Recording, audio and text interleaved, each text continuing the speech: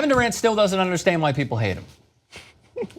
At least that's what I learned partially from this article. Look, it was a really good write-up, a really good open forum type of conversation, like we do here. Jayar Jackson to my left. So, Logan Murdoch is a writer for the Mercury News. It was cool. It was humbling. I thought of him, and to hear Kevin Durant speak on social issues. But the one thing that obviously stood out to me was that he still doesn't understand why people like him. So don't like him. By people don't like him. Yes, what did I say? I thought you said people like him. I thought you said that. There's some people who like him. There's some people who like him, mainly who are in Oakland. So, I, by the way, don't give a shit. Like the burner Twitter, I thought was hilarious.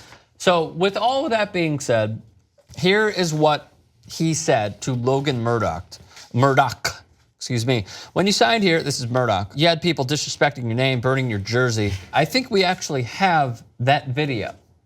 Take a look. Yes. People are mad. KD leaves OKC. Him. Nasty don't play no fucking games with KD. I'm dead. Fuck KD. Yep, they were pissed. So in case those are someone's kid's shoes, man. Let your kid wear some shoes, some sneakers, man. Who cares? Seriously, you paid for them. Come on. So as a black man getting vilified over your personal decision, how did that make you feel? He said, I really didn't think it was that serious until I started to see the backlash and see the hateful things that people were saying. It's just continually bad. It's just still hate. It is just pure hate. And then they go on to say they don't even know you like that. And he goes, no, they don't. I mean, if you're not around me every day, you don't know my routine, you don't know my reaction to shit, you don't know how I view things, you don't know me. You might see me play every day, but you don't know me really. That right there, it took me a couple weeks to just be like, hold up, this shit is not real at all. And then he said, I understand in a basketball sense that you want to be so loyal to your team and you want to feel like you're a part of something because everybody wants to feel like they're a part of something. So I understand that part, but it's got to the point now, it's like, now it's getting big. Like, come on, man, what are we even talking about this for? This is basketball. I'm enjoying myself playing basketball. What you say and what you do is not affecting my work. That's the most important thing, is the work. Now it's more so I'm looking at everybody else like they're weird and they're corny, and now because it's been a year straight of you calling me all types of names, telling me this, telling me that, because I decided to play basketball in another place. Look how stupid that sounds when we got bigger issues going on. We got people that need help, that need our attention. We're focusing on, it's easy to lose focus as humans, so easy. And we're focusing on this. I'm going to be here for a long time, yada, yada. Thoughts? That was long. Wow. And he rambled. So this is exactly, not the rambling part, but exactly, it's long. Kevin Durant cares a lot, and it's okay. A lot of these guys care a lot. And we're living in an era, imagine if Michael Jordan, I mean, even sooner, Shaq during player years, or Kobe if he was actually on social media, dealt with how the level of hate. This isn't new. So Kevin Durant thinks, I don't know, I'm putting words in his mouth, but from that, it seems that he thinks he's the first person to get this level of hate. It happens all the time. It's not new. Sports fans are fickle. Sports fans burn jerseys. You think he thinks that he's the first person? He's like, I don't get how everyone hates me so much. It's been a year straight, man. It's been a year straight, KD. It's been 1 year straight. Some guys deal with it their whole 15, 17-year career. Kobe Bryant. I don't even like Kobe, but he dealt with hate his entire career before social media, so maybe he didn't see it as much. And these kids, I'm calling them kids because they grew up in the social media, or they're adults in the social media era before all this was the norm. And we talked about it at the beginning. Reads every hate post. Yes. Pays attention to it. If he sees KD, you suck, oh, fucking asshole, he reads it and he takes it in. I think, more assumptions on my part, he's the type of guy who doesn't let things bounce off of him. No, not at all. He absorbs it all, man. The burner Twitter account you were talking about, he has to respond. Which we have, and when, just to refresh everybody's memory, when he didn't switch his Twitter, man, I respect the hell out of you, but give me one legitimate season, yada, yada. He didn't like the organization or playing for Billy Donovan. His roster wasn't that good. It was just him and Russ, and then he had one more, I believe, where he said, imagine taking Russ off that team, see how bad they were. KD can win a championship with those cats. And then, of course, for OKC to troll him, they all were cats in like Instagram posts and shit like that, which I thought was funny. Yeah, no, but that's his opinion, right? And these are things that guys can't say. If a reporter in the offseason says, so you decided to move on and go to a different team. What happened? If he said, man, Billy Donovan can't coach, man, I can't win with those cats. Oh, he's a demon for the rest of his career. Right. So he has to respond that way. What he should do, you got your friends, you got your boys around you. Voice it to them. But sometimes that's not enough. You got to keep it within your own circle, man. That's the way anybody who's in the limelight now has to do.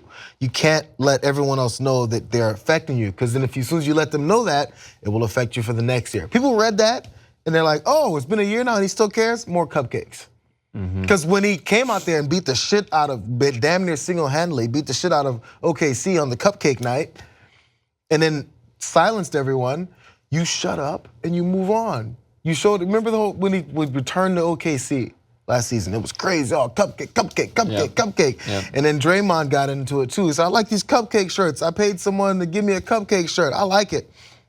Draymond let it flow off of him because it wasn't, completely. it's that you have to respond that way. If you let them know it gets to you, they will do it more. So they're like, oh, I got his attention. KD read my, people who hate him actually love So then him. they'll follow it up with 40 more tweets. It's a weird hate-love thing. When a celebrity or a well-known figure responds to some no-name online who hates them, and they go, hey, well, F you, man. They go, oh, shit, he responded. Now I'm really gonna type to him because he's reading what I'm saying. So here's my question to you. I took this as the entire thing, okay? The entire article and the entire interview as honesty.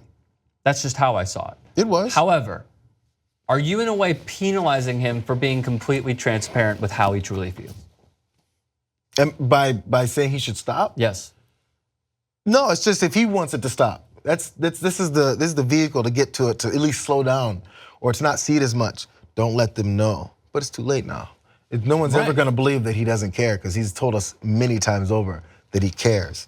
So what's the difference that's then? your life now. I guess my question is, so what's the difference between responding to haters even after you win, like Kevin Durant has done, and responding to haters like Draymond Green has done?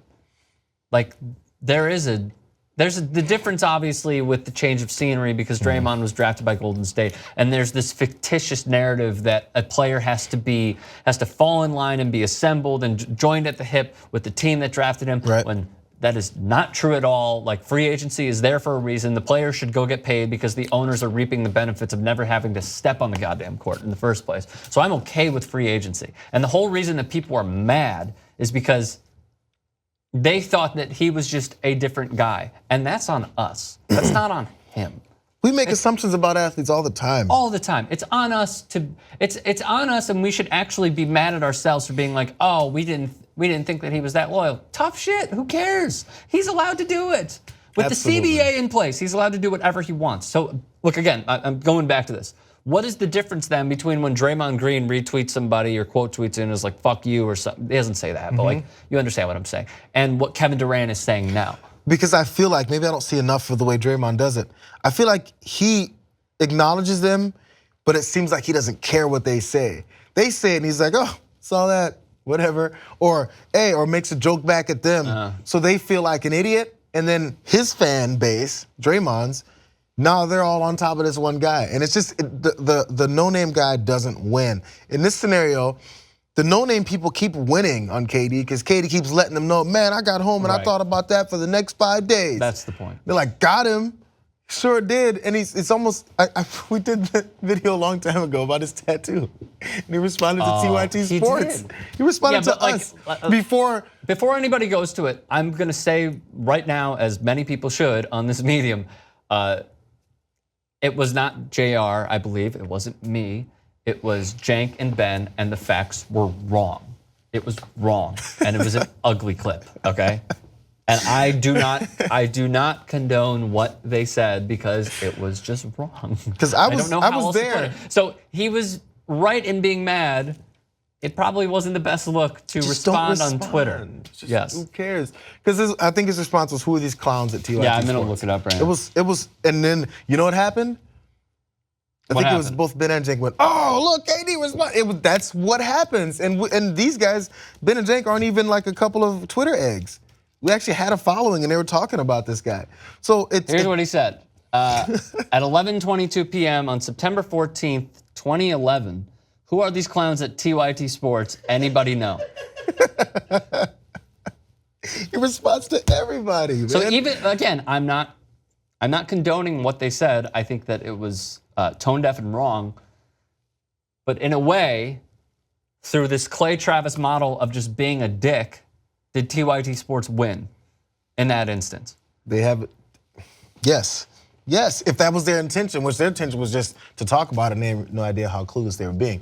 But it ended up going that direction. And we will always remember that he called TYT Sports clowns. We'll always remember that.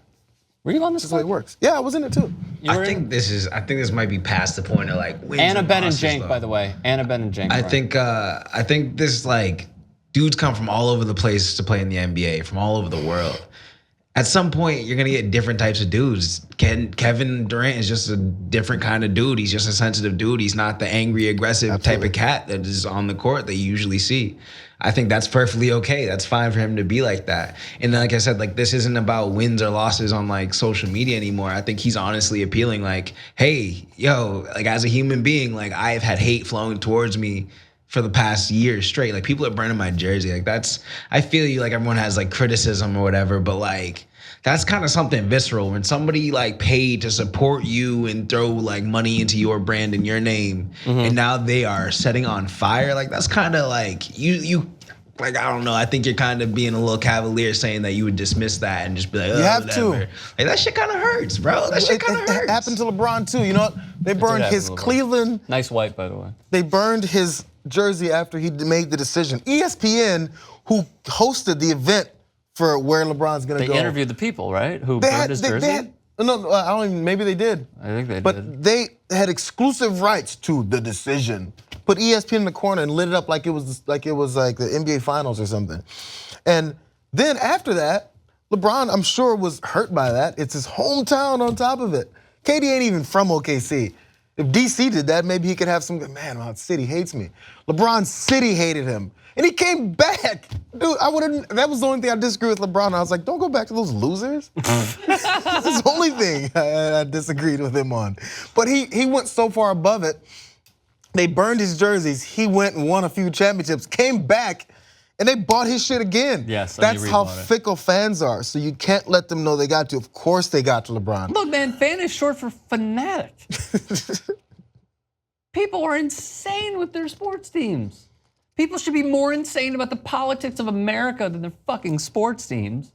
Another argument for another day. I completely understand where Ja'Cory is coming from, but I'm gonna go back to this, and this is my default with this. We were wrong as sports fans to assume we knew who Kevin Durant was. What he wanted to do is, and granted, they were so close to beating Golden State, but it doesn't matter where he went. It doesn't matter. People said it mattered. It's his right. Yes, and I heard Because this, it was the team that beat them. I heard this from somebody that I worked with about how pissed off he was because it was Golden State. And they were within 1/4 of beating Golden State. Doesn't matter who the hell he goes to. Doesn't matter what team he goes to. He has that right because it's in the CBA for him to do it. We were just wrong, and we shouldn't assume anymore that we know a thing about these athletes. That is where the assumption goes wrong in how we assume stuff. I don't think that's where his issue lies, though. I think where he's No, it's different. It's different. Like it's what I'm the saying is hate. different. Like he's cool, like with you know what I mean, the criticism or like wherever he's going, like, but.